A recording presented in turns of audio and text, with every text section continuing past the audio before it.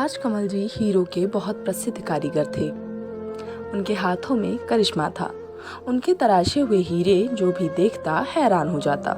ऐसी कारीगरी देखकर ग्राहक भी मुंहमांगी रकम देने को तैयार हो जाते और सुनार को मोटा मुनाफा मिलता।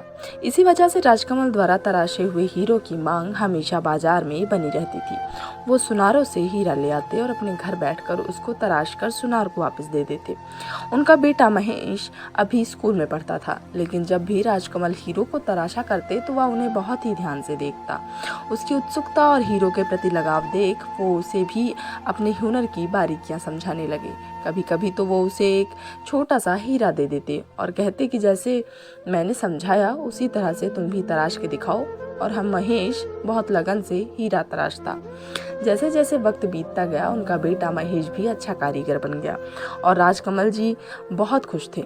अब वो सुनारों से ज़्यादा हीरे लाते और दोनों बाप बेटा मिलकर उनको तराशते। लेकिन अब तक उन्होंने सुनारों को अपने बेटे की कार्यकुशलता के बारे में नहीं बताया था। एक दिन अचानक दिल का दौरा पड़ने से राजकमल जी की मौत हो गई। बेटा गम में डूब गया। उसे पिता की मौत का सदमा इतना गहरा लगा कि वो हर वक्त दीवार पर टंगी अपने पिता की तस्वीर को ही निहारता रहता। जब से राजकमल जी का देहांत हुआ था तब से घर में कमाई का एक पैसा भी नहीं आया था। घर में दाल रोटी खत्म होने की नौबत आ गई थी। तब माँ ने उसे सुनारों के पास जा कुछ काम मांगने को, ताकि घर का खर्चा तो चल सके। और कोई चारा न देख उसने अपने आप को संभाला और बाजार निकल पड़ा। राजकमल के चले जाने के बाद सुनारों ने हीरो की तराशी का काम दूसरे कारीगरों को देना शुरू कर दिया था। कुछ सुनारों ने तो सीधा यह कहकर टाल दिया कि जब काम होगा बुला लेंगे, और कुछ ने अभी कोई काम नहीं है कहकर उसे चलता किया। महेश थक हार कर बेचारा घर वापस आ गया।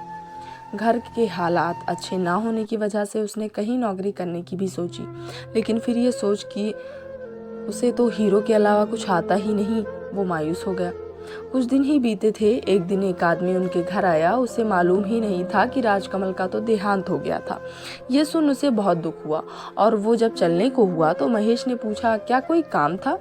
तब उस आदमी ने बताया कि वो पास के शहर में सुनार है और अक्सर राजकमल से ही अपने हीरो का काम करवाता था।